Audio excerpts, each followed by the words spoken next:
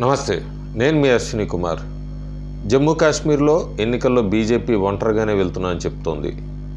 హర్యానాలో October 1 assembly ఎన్నికలు జరగబోతున్నాయి.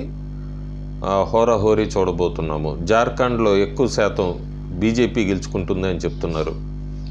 ఇక వీటన్నిటికన్నా కూడా చాలా ముఖ్యమైన రాష్ట్రం మహారాష్ట్ర అసెంబ్లీ ఎన్నికల డేట్ ఇంకా ఈసీ అనౌన్స్ చేయనప్పటికీ ఇంకొక 2 నెలల్లో ఎన్నికలు జరగచ్చు అన్నది అయితే తెలుస్తోంది.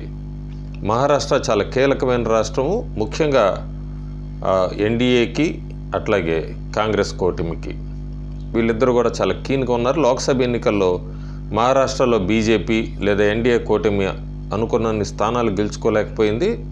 చాలా తక్కువ స్థానాలే వాళ్ళు ఎక్స్పెక్ట్ చేసిన దానికన్నా కూడా.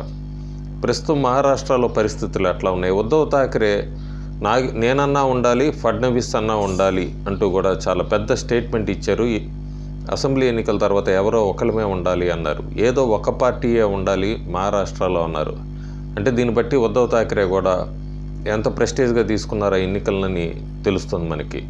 ప్రస్తుతానికి ఉద్ధవ్ ఠాక్రే కూడా వక్ఫ్ బోర్డు బిల్లుకి దీనికి సంబంధించి రాజ్యసభలో అట్లాగే లోక్సభలో ఇంట్రడ్యూస్ చేస్తారు అన్నప్పుడు అంతా కూడా ముస్లిమ్స్ పెద్ద ఎత్తున ఉద్ధవ్ ఠాక్రే ఇంటిని ముట్టడించారు. ఆ రోజు ఉద్ధవ్ ఠాక్రే ఏమన్నారు, అంతకుముందు బీజేపీతో పొత్తులో ఉన్నప్పుడు ఉద్ధవ్ ఠాక్రే ఏం మాట్లాడారు అన్నది ఒకసారి చూస్తే కనుక ఉద్ధవ్ ఠాక్రే బీజేపీతో పొత్తులో ఉన్నప్పుడైతే ఆయన క్లియర్గా చెప్పారు, నేను బీజేపీని కేవలం హిందుత్వ అనే ఇష్యూ మీదే నేను మద్దతు తెలుపుతున్నాను అని 2018లో 2017లో అయితే అసలు హిందూ రాష్ట్ర ఏర్పడాలి, అంతేకాకుండా ఆర్ఎస్ఎస్ చీఫ్ మోహన్ భగవత్ అయితే ప్రెసిడెంట్ ఇండియాకి భారత రాష్ట్రపతి కావాలంటూ కూడా చాలా పెద్ద స్టేట్మెంట్ ఇచ్చిన ఉద్ధవ్ నెమ్మదిగా కూడా ఆయన స్టాండ్ మార్చుకుంటూ వచ్చారు. ఆయన 2019లో కూడా ఏం చెప్పారంటే, హిందుత్వం అనే ఒక థ్రెడ్డే ఈ దారమే మాకు బీజేపీకి శివసేనకి మధ్య బైండింగ్ అన్న ఉద్ధవ్ ఠాక్రే నెమ్మదిగా ఎప్పుడైతే బీజేపీతో తెగదెంపులు జరిగినాయో ఇంకప్పటి నుంచి కూడా ఆయన స్టాండ్ మార్చుకుంటూ వచ్చారు. హిందువులంతా కూడా నిద్రపోతుంటే మా నాన్న బాలాసాహెబ్ ఠాక్రేనే అందరినీ నిద్రలేపారు, ఇంకా ఎన్ని సంవత్సరాలు మేము అంటూ 2023లో ఒక స్టేట్మెంట్ ఇచ్చారు. ఏప్రిల్ 16, 2023లో కూడా నేను హిందుత్వాన్ని వదిలేసుకున్నందుకు, కాంగ్రెస్తో చేతులు కలిపినందుకు బీజేపీ ఆర్ఎస్ఎస్ వీళ్ళందరూ కూడా నన్ను తిడుతున్నారు. వాళ్ళంతా కూడా వాళ్ళ హిందుత్వం అంతా కూడా గోమూత్రధారి హిందుత్వం అంటూ కూడా పెద్ద స్టేట్మెంట్ ఇచ్చారు ఏప్రిల్ 16, 2023.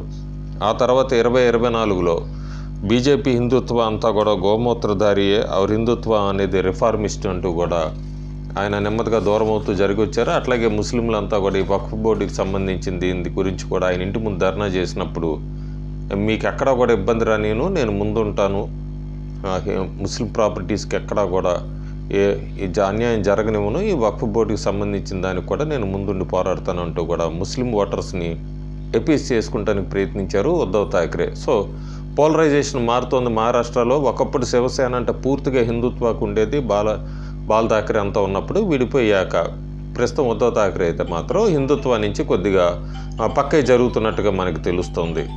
సో మహారాష్ట్రలో ఇప్పుడు రాబోయే అసెంబ్లీ ఎన్నికల్లో ఇప్పటికిప్పుడు ఎన్నికలు జరిగితే అనేవి మళ్ళీ సర్వేలు వస్తున్నాయి. ఈ సర్వేలు కూడా చాలా వరకు లోక్సభ ఎన్నికల్లో చాలా వరకు విఫలమైనని మనం చూసాం. అయినా కూడా సర్వేలు రిలీజ్ అయినప్పుడు ఒక్కోసారి తప్పులు జరుగుతూనే ఉంటాయి. సర్వేలు అనేవి ఓటర్స్ పల్స్ అందుకుంటాం కూడా. అయినా సర్వేలు వచ్చినప్పుడు అది మనం వీక్షకులకి షేర్ చేసుకుంటాం.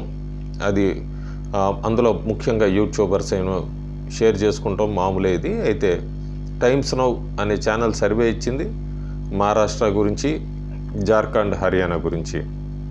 జీ న్యూస్ అనేది కూడా ఒక సర్వే ఒకటి రిలీజ్ చేసింది ఆదివారం నాడు. ఆ జీ న్యూస్ ప్రస్తుతానికి ఇప్పటికిప్పుడు ఎన్నికలు జరిగితే మహారాష్ట్రలో ఎవరు గెలవచ్చు దాని మీద చాలా ఫ్యాక్టర్స్ తీసుకున్నారు. ఆ ఫ్యాక్టర్స్ ఏమేంటంటే, ఉద్ధవ్ ఠాక్రేకి ఏమన్నా సింపతి ఉందా, ఉద్ధవ్ ఠాక్రే ఏమన్నా సింపతి గెయిన్ చేయగలరంటే, దాదాపు శివసేన విడిపోయాక మరి ఉద్ధవ్ ఠాక్రే మీద సింపతి ఉందా అంటే 35% మంది అవును ఆయనకి సింపతి ఉందని చెప్పారు, 40% మంది మాత్రం ఆయనకేం సింపతి ఉండదు అని చెప్పారు, 20% మంది ఏమి అభిప్రాయం తెలపలేదు. అలాగే వీళ్ళకి కరప్షన్ ఏమన్నా పెద్ద ఇష్యూనా పోల్ ఇష్యూ అవుతుందని చెప్పి చూస్తే కనుక కరప్షను పెద్దగా 20% మంది మాత్రం ఇష్యూ ఏం పెద్దగా ఉండదు అన్నారు. 70% మంది మాత్రం ఎవరైనా కరప్షన్ చేస్తే కనుక అలాంటి వాళ్ళందరినీ కూడా పార్టీలో జాయిన్ చేసుకోకూడదు ఎవరు అన్నారు. 10% మంది మాత్రం ఏం సమాధానం చెప్పలేదు. క్యాస్ట్ రిలీజియన్ల గురించి అయితే మాత్రం అడిగినప్పుడు క్యాస్ట్ రిలీజియన్ రాజ్యాంగాన్ని కాపాడతారా, ఇలాంటి వాటి మీద ఈ ఎలక్షన్స్ అన్నీ కూడా ఇంపాక్ట్ ఉంటుందా అని అడిగినప్పుడు 30% మంది ప్రొటెక్టింగ్ ది కాన్స్టిట్యూషన్ అనేది అసెంబ్లీ ఎన్నికల్లో చాలా పెద్ద ఫ్యాక్టర్ ఉంటుందన్నారు. 50% మంది దాంతో అంగీకరించలేదు. 10% మంది అటు ఇటు చెప్పలే. అయితే ఈసారి ఎప్పుడు మహారాష్ట్రలో నడుస్తూనే ఉంటుంది. ఇది కీ ఫ్యాక్టర్ అవుతుంది. మరాఠా రిజర్వేషన్. ఈ మరాఠా రిజర్వేషన్ చాలా ఇంపార్టెంట్ టాపిక్ మహారాష్ట్ర ఎన్నికల్లో. మనోజ్ జారంగే ఈయన గురించి కూడా నేను చాలా వీడియోస్ చేశాను. ఇతను ఎవరు అనేది తర్వాత మళ్ళీ లేకపోతే లింక్ ఇస్తాను చివరిలో. ఈ మనోజ్ జారంగే ఎప్పుడూ కూడా ఈ మరాఠా రిజర్వేషన్ని అవసరమైనప్పుడల్లా కూడా తెర మీదకి తీసుకుని వస్తుంటాడు. ఆయన ప్రస్తుతం ఎలక్షన్స్లో కూడా పోటీ చేస్తారు అనేది అయితే తెలుస్తుంది. అయితే ఎందుకంటే మరాఠా ఉద్యమం అనేదాన్ని ఎప్పుడు రగులుస్తూనే ఉంటారు మహారాష్ట్రలో. అదొక టాపిక్ ఎన్నికల్లో వచ్చినప్పుడల్లా కూడా 45% మంది ఇప్పటికీ కూడా మరాఠా రిజర్వేషన్ ఒక కీ ఫ్యాక్టర్ అవుతుందని చెప్తున్నారు. 45% మంది మాత్రం కాదంటున్నారు. 10% మంది పెద్దగా ఏ ఉండకపోవచ్చు అని చెప్తున్నారు. ఏం చెప్పలేదు వాళ్ళ ఒపీనియన్లు. సో ఈ ఫ్యాక్టర్స్ మీద చేసింది జీ న్యూస్. జీ న్యూస్ చేసినప్పుడు బీజేపీ లేదా మహాయుతి అయితే వాళ్ళు ముందే ఒక స్కీమ్స్ తీసుకొని వచ్చారు. మహిళలకి ముఖ్యంగా కూడా ఈ లడ్కీ బెహన్ స్కీమ్ అనేది, లడ్కీ యోజన, ఇవంతా కూడా ఇలాంటి 2 రకాల స్కీములు అయితే తీసుకొచ్చారు. ప్రస్తుతం అయితే ఆ స్కీము బీజేపీని లేదా మహాయుతి లేదా ఎన్డీఏ ఏమన్నా బయట పడేస్తుందా అనేది అయితే ఆ ఫ్యాక్టర్స్ చూస్తే జీ న్యూస్ ఒపీనియన్ పోల్ ప్రకారం ఇప్పటికిప్పుడు ఎన్నికలు జరిగితే ఎవరు గవర్నమెంట్ ఫామ్ చేస్తారు అంటే ఎన్డీఏ 47% ఫామ్ చేస్తుందని చెప్పారు. మహావికాస్ ఎంవీఏ 39% అన్నారు. అదర్స్ 14%.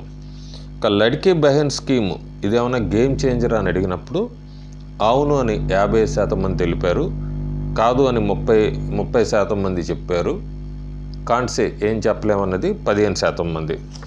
ఇక్కడ ముఖ్యమంత్రి అభ్యర్థుల ఫేస్లో ఎవరు ఫస్ట్ ప్రిఫరెన్స్, మీ ఛాయిస్ ఎవరు మహారాష్ట్ర ముఖ్యమంత్రిగా అని అడిగినప్పుడు ఫడ్నవీస్ మొట్టమొదట ఉన్నారు. 2వ స్థానంలో షిండే, 3వ స్థానంలో ఉన్నారు ఉద్ధవ్ థాకరే. సో ఒకవేళ ఎవరు గెలిచినా కూడా ఇక్కడ ఎన్డీఏకి అయితే ఫడ్నవీస్ ఫ్రంట్ రన్నర్గా ఉన్నారు సీఎంగా. కానీ ఎంవీఏ మహావికాస్లో మాత్రం ఎవరు అనేది అయితే చూడాలి. ప్రస్తుతానికైతే మహారాష్ట్ర ఈ సర్వేలు పోల్స్ అన్నీ వస్తున్నాయి కానీ అది కూడా చాలా టఫ్ అనే చెప్పాలి. మనం 288 స్థానాల్లో ఎవరు గెలుచుకుంటారు ఏంటి అనేది అయితే మాత్రం అప్పుడే మనం క్లియర్ కట్గా చెప్పలేము. మహారాష్ట్ర అసెంబ్లీ ఎన్నికల ఫలితాలు బట్టి కూడా ఒకవేళ ఎంవీఐ గెలిస్తే కొద్దిగా కాంగ్రెస్ కూటమికి అయితే బలం పుంజుకుంది అని చెప్పచ్చు మనం. రాబోయే రోజుల్లో కూడా వాళ్ళు కేంద్రం మీద కానీ అట్లాగే కొద్దిగా ఒత్తిడి తీసుకొస్తారు ఉద్యమాల ద్వారా అనేది అయితే మనకి స్పష్టమవుతుంది. అయితే మహారాష్ట్ర ప్రజలు తీర్పు ఎలా ఇస్తారు అనేది అయితే మాత్రం మనం వేచి చూడాలి. Thank you.